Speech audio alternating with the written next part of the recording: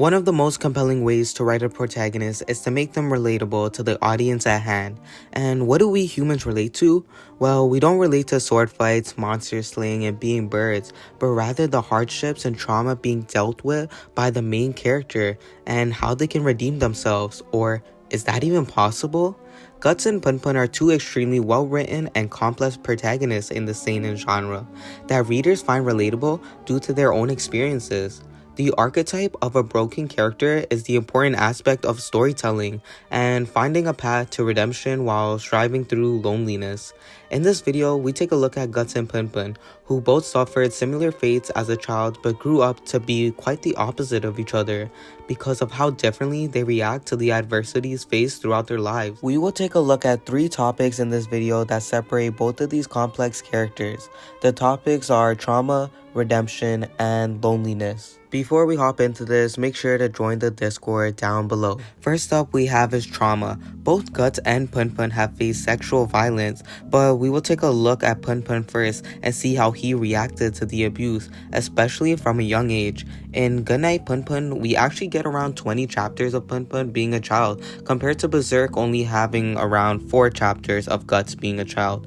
Both children grew up in completely opposite worlds, but suffered the same fate at a young age: sexual abuse. This topic is pretty sensitive for both Guts and PunPun, as both have been forced into doing such acts with both adults doing it to them. And the worst part is that those adults didn't even get in trouble by law enforcement. First, if we look at PunPun's side, his uncle's girlfriend had been sexually abusing him when he was around 11, which she told him after the interaction, consider this a grad gift. As messed up as that was to say to a child, PunPun decided not to speak up and lived with it, developing an addiction for physical touch. His trauma essentially built this character to become a broken monster, repeating the cycle and abusing Ayuko the same way. He is quite the opposite of Guts. He doesn't shy away from physical touch like Guts, but rather he is open to having a relationship with other people, but all for the wrong reasons. He chose to go down a path filled with hatred and abuse. With his parents gone as well,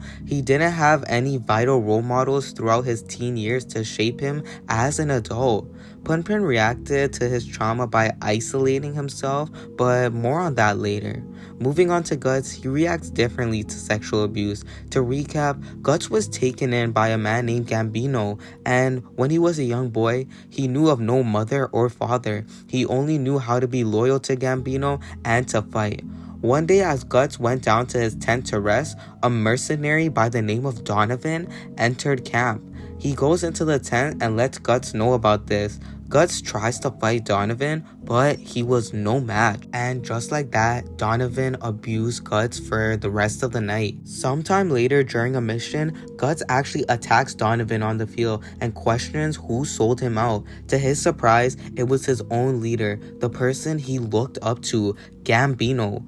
Donovan gave 3 silver coins to Gambino so he can abuse Guts, and at this point, we see a clear contrast between PunPun and Guts. From this point on, Guts, he did not want to be touched by anyone anymore, as he suffered in silence, and he didn't tell anyone just like PunPun, but the difference was PunPun's trauma caused him to inflict harm on others in the same way it was done to him, but Guts refused to inflict harm and strays away from any sort of physical contact with others. Both men were abused at such a young age, responding very differently to their trauma. Guts chose to kill his abuser, while PunPun became silent. Guts chose to put up a sword and fight all his life so others would not dare to get close and touch him, while PunPun struggled all his adult life, causing him depression and thoughts about ending it all. He had no fight left in him like Guts did. Both characters are so similar yet so much different than one another.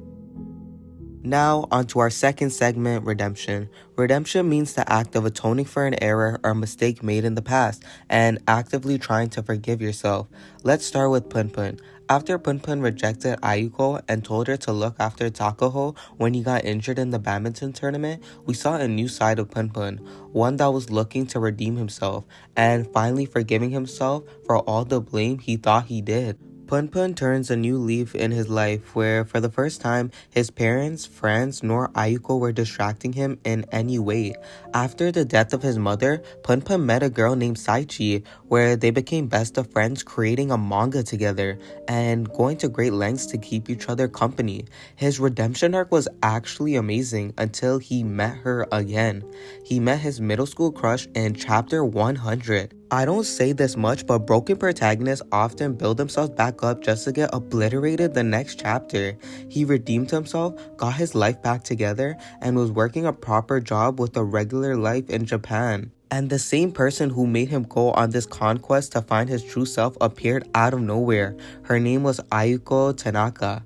Ayuko blew away any chance of PunPun completing his journey towards self-forgiveness. She obviously didn't do this on purpose, and it was PunPun who ruined it by letting his emotions get the best of him. He derailed himself from reaching his end goal of living a beautiful life, and with the death of Ayuko, he started back from square one, becoming a broken protagonist that let his trauma and past failures dictate his present actions. He turned his past trauma into hatred towards Ayuko by abusing her physically and verbally, while manipulating her to stay with him until the end.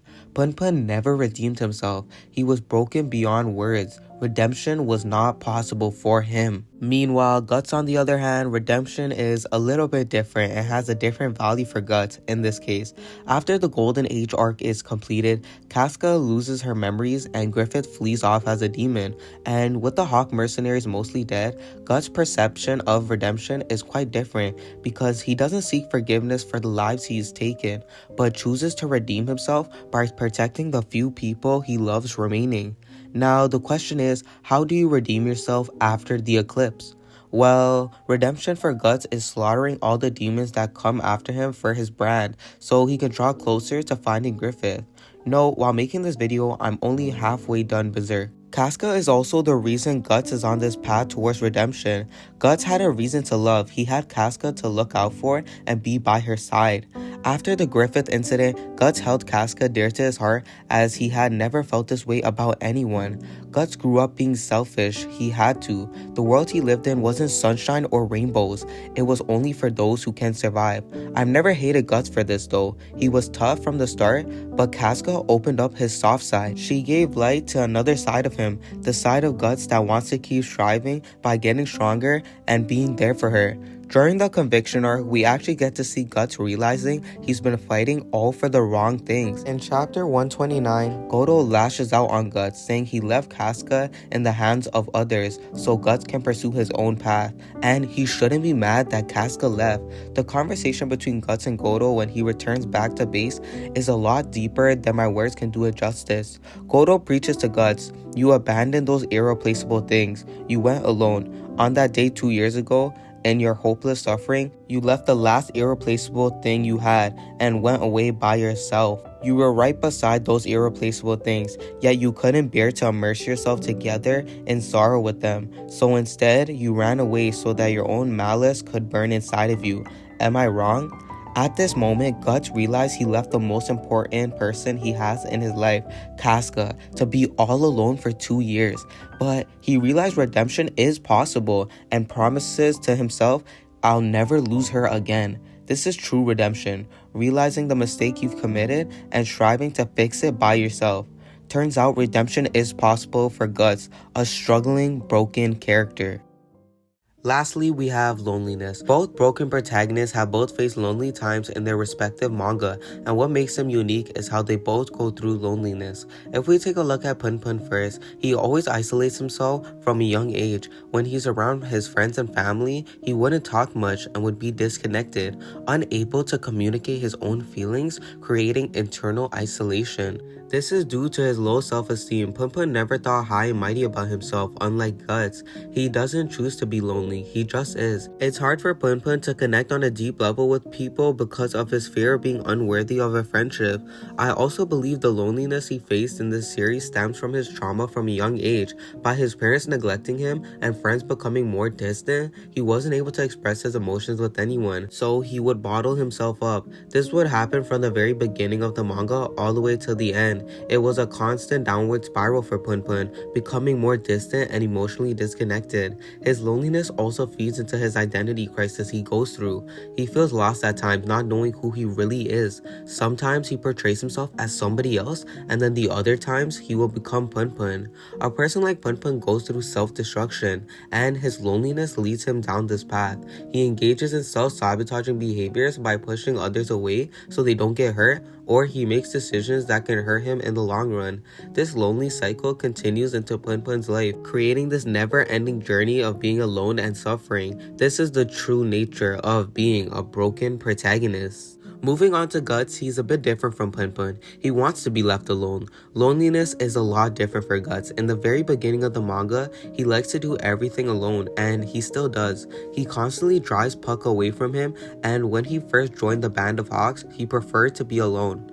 I also believe he likes to be alone because of his fear of attachment. When he first picked up a sword, he attached himself to Gambino and would aspire to be like him. But ever since the incident of killing Gambino, he lacked companionship. We really can't blame him for this, as he's been betrayed and misled, so Guts thinks it's best being off alone. Even though he is different from PunPun, a similarity they have is they shy away from others due to their traumatic experiences as a child. Throughout their adult lives, both broken protagonists want to be left alone, but there has to be more to Guts, right? Well, yes, loneliness is a source of power for Guts. Using his isolation from others to focus on himself and to become a better swordsman worked in his favor, because he is one of the strongest in berserk.